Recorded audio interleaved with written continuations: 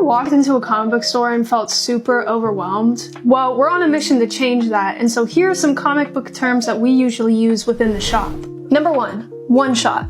A one-shot is just one issue, and that's it. There's no comic book coming after it.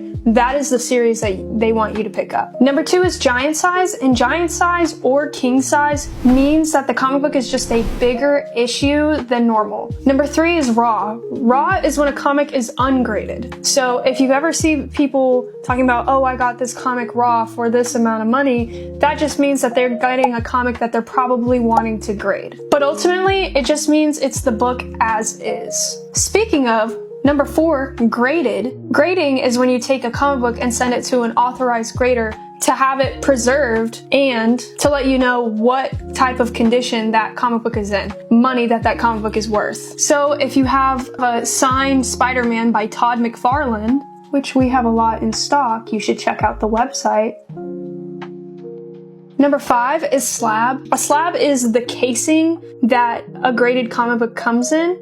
It's basically what most people are referring to when they are talking about their graded comics. So if somebody's saying like, I just put this in a slab, that means that they just graded a comic or they have a graded comic. Number 6, ratio. Ratio is when we're talking about certain variant covers that aren't the main A cover of a comic. Basically, what that means is if they order 25 of those books, only one ratio variant will come in, and that'll be a 1 in 25 ratio variant. Usually, comic book stores will write this on a little sticker on the bag and board of the comic, but I've seen 1 in 100, 1 in 50, there's a ton. Number 7 is an annual. An annual is similar to a one-shot, except it's a once-a-year issue and reoccurring. Sometimes it's a big story, and sometimes it's just something extra, but it's usually alongside a ongoing series. Number 8, bag and board. That's just how comics are protected, with a plastic sleeve and a cardboard backing. Such a simple detail, but so important.